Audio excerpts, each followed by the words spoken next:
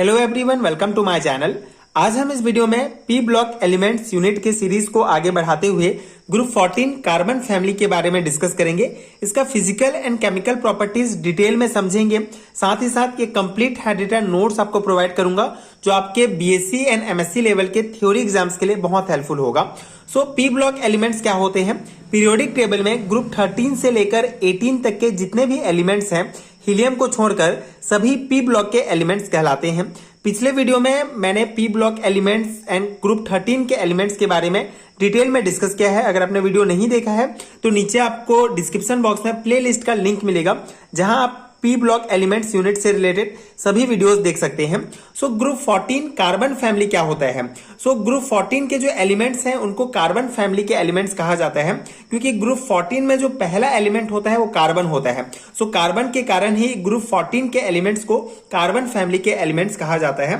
So group 14 elements come under the carbon family. This 5 elements are, so group 14 में ये 5 element आते हैं, carbon, silicon, germanium, tin और lead. ठीक है, तो कार्बन फैमिली में ग्रुप 14 में ये 4 एलिमेंट्स होते हैं, कार्बन, सिलिकॉन, जर्मेनियम, टीन और लेड। ठीक है, इसके ही फिजिकल एंड केमिकल प्रॉपर्टीज के बारे में डिटेल में समझेंगे। पहले इसका इलेक्ट्रॉनिक कॉन्फ़िगरेशन आप देख सकते हैं, इंपॉर्टेंट है थ्योरी एग्जाम्स के लिए, कभी कभी 2 मार्क्स में पूछ लिया जाता है। तो आई होप कि आपको इलेक्ट्रॉनिक कॉन्फ़िगरेशन निकालने आता होगा। सिंपल है, अगर आपको एटॉमिक नंबर याद है तो आप इजिली जो है ये इलेक्ट्रॉनिक कॉन्फ़िगरेशन निकाल सकते हैं। आप यहाँ कार्बन का देख सकते हैं 1s2 2s2 2p2। सिलिकॉन का होता है 1s2 2s2 2p6 2s2 3p2। ठीक है, इस प्रकार जर्मेनियम, टीन एंड लेड। ठीक है, ये आपको ध्यान रखना होगा इलेक्ट्रॉनिक कॉन्फ़िगरेशंस। ठीक है, तो ये इसका बेसिक इलेक्ट्रॉनिक कॉन्फ़िगरेशंस हो गया। अब मेन है हमारा फिजिकल एंड केमिकल प्रॉपर्टीज। तो पहले हम डिस्कस करते हैं फिजिकल प्रॉपर्टीज।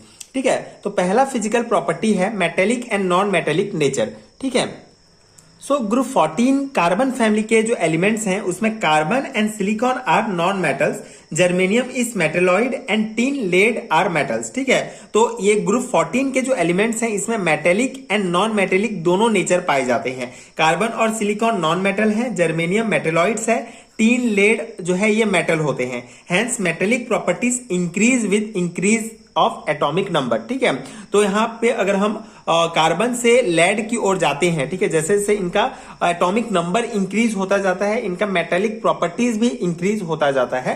जैसे कार्बन और सिलिकॉन नॉन मेटल है, उसके बाद जर्मेनियम मेटेलॉइड, उसके बाद टीन और लेड जो है ये मेटल होंगे। तो इस प्रकार से जो है इसका मेटल प्रॉपर्टीज जो है मेटेलिक प्रॉपर्टीज बढ़ते जाता है।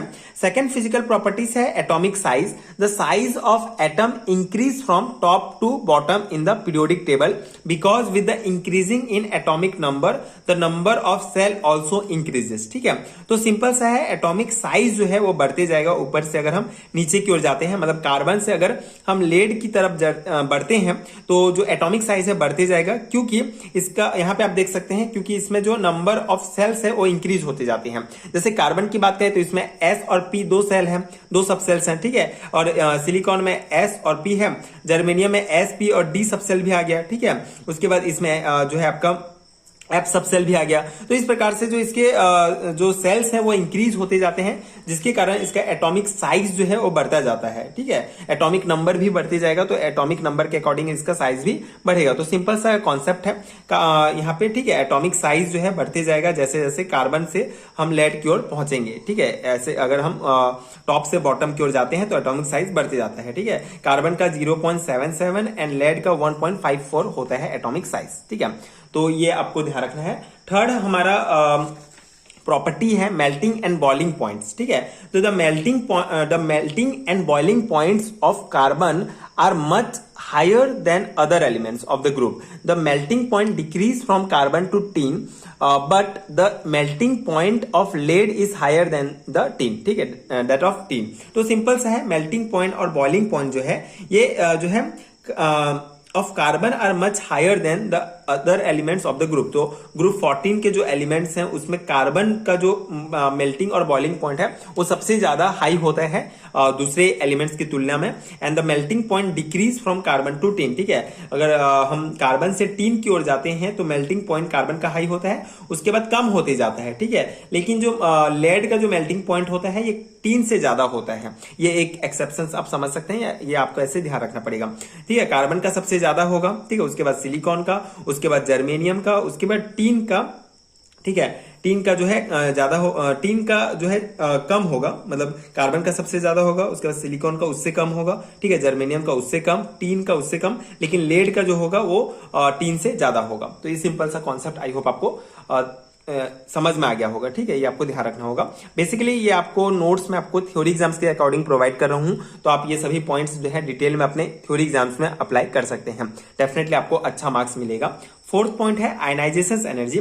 On moving from top to bottom in a group the value of ionization energy decreases because of increase in size of atom, ठीक है, सिंपल सा है। इसका जो आयनाइजेशन एनर्जी होता है, अगर हम moving from top to bottom, ठीक है, मतलब कार्बन से अगर लेड की ओर हम जाते हैं, ठीक है, तो इसका जो आयनाइजेशन एनर्जी है वो डिक्रीज होते जाता है, क्योंकि इसका जो एटॉमिक साइज है वो इंक्रीज होते जाता है। So carbon has the highest ionization energy, क्योंकि उसका एटॉमिक नंबर 6 है, मतलब उसका एटॉमिक जो साइज है वो कम है, इसके कारण कार्बन का जो है आयनाइजेशन एनर्जी हाईएस्ट होगा, because its atomic size is very small, ठीक है। और जैसे जैसे हम carbon, silicon, germanium, tin, lead की ओर जाते जाएंगे, आयनाइजेशन एनर्जी कम होता जाएगा, क्योंकि इसका एटॉमिक साइज बड़ा होता जाएगा, ठीक है, सिंपल सा कॉन्सेप्ट। अब ये 4 पॉइंट है physical properties and chemical properties है। पहला है हाइड्राइड। तो all elements in this group form hydride of MS4 type. The number of hydride decrease from top to bottom in group, ठीक है। तो सिंपल सा है, MS4 टाइप के जो है सभी एलिमेंट्स हाइड्राइड बनाते हैं। तो number of hydride decreases from top to bottom in the group. Hydrides of carbon, ठीक है, कार्बन के हाइड्राइड्स जिसे हाइड्रोकार्बन कहा जाता है, एल्केन, एल्कीन, एल्काइन होते हैं। एंड सिलिकॉन की अगर हम हाइड्राइड्स की बात करें, जिसे सिलेन कहा जाता है, इसमें SiH4 और मोनोसिलेन आएगा, ठीक है। तो ये एग्जांपल आपको ध्यान रखना पड़ेगा। हाइड्राइड्स में इतना ही पॉइंट आपको ध्यान रखना है कि सभी जो एलिमेंट्स हैं, ठीक है, इस ग्रुप के, ग्रुप 14 के जितने भी एलिमेंट्स हैं, ये हाइड्राइड जो है MS4 टाइप का हाइड्राइड बनाते हैं, और हाइड्राइड जो है डिक्रीज होते जाता है अगर हम कार्बन से लेड की ओर जाएंगे तो, ठीक है, सिंपल सा। सेकेंड है organometallic compound. So all the elements of this group form tetra alkyl compound such as tetra ethyl silicon, tetra ethyl lead, ठीक है। तो ये दो आपको एग्जांपल ध्यान रखना है। ऑर्गेनोमेटेलिक कंपाउंड जो है, ये जितने भी एलिमेंट्स हैं ग्रुप 14 के, ये सभी जो है ऑर्गेनोमेटेलिक कंपाउंड बनाते हैं, फॉर्म टेट्रा एल्काइल कंपाउंड, ठीक है, जिसे ऑर्गेनोमेटेलिक कंपाउंड कहा जाता है। ये दो एग्जांपल आपको ध्यान रखना होगा, ठीक है। थर्ड हमारा केमिकल प्रॉपर्टीज है, दैट इज ऑक्साइड, ठीक है, oxides. So all elements of this group form mono oxide and dioxide, ठीक है, जैसे carbon dioxide, carbon monoxide, SiO2, PbO2, ठीक है।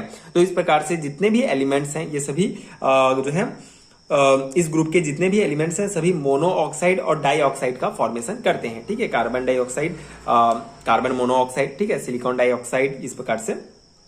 And carbon and silicon are member of the same group, but CO2 is a gas while SiO2 is a crystalline solid, ठीक है। तो ये एक पॉइंट आपको ध्यान रखना पड़ेगा। कार्बन और सिलिकॉन दोनों सेम ही ग्रुप के एलिमेंट्स हैं, लेकिन इसके जो ऑक्साइड्स जो ये बना रहे हैं, उसमें CO2 जो है गैस है और SiO2 जो है क्रिस्टलाइन सॉलिड होता है। हैलाइड्स की बात करूं तो all the elements in this group form tetrahalides which are denoted by the general formula MX4, ठीक है, X मतलब आपके हेलोजेंस आ जाएंगे, ठीक है। तो जितने भी एलिमेंट्स हैं, ये सभी टेट्राहेलाइड्स बनाते हैं हेलोजन से रिएक्ट करके, जिसे MX4 इनका जनरल फॉर्मूला होगा, ठीक है। एग्जांपल में आपको ध्यान रखना पड़ेगा CF4, ठीक है, कार्बन टेट्राफ्लोराइड, ठीक है, कार्बन और एक हेलोजन मिलके ये क्या बना रहे हैं, कार्बन टेट्राफ्लोराइड, ठीक है, टेट्राहेलाइड्स। SiF4 सिलिकॉन टेट्राफ्लोराइड्स, ठीक है, SiF4 सिलिकॉन टेट्राफ्लोराइड। तो इस प्रकार से ये दो एग्जांपल आपको हैलाइड्स में याद रखना पड़ेगा। तो ये है कंप्लीट डिस्कशंस कार्बन फैमिली का physical and chemical properties. I hope आपको समझ में आ गया होगा एंड ये नोट्स आपके एग्जाम प्रिपरेशंस के लिए हेल्पफुल हुआ होगा, ठीक है। एंड अगर वीडियो हेल्पफुल है तो आगे के वीडियोस देखने के लिए चैनल के साथ जुड़े रहिए। एंड अगर आपको कंप्लीट हैंडरिटन नोट चाहिए तो नीचे आपको डिस्क्रिप्शन बॉक्स में लिंक मिल जाएगा, वहां आप चेक कर सकते हैं and BSc and MSc level के सारे हैंडरिटन नोट्स डाउनलोड कर सकते हैं। Thank you so much for watching.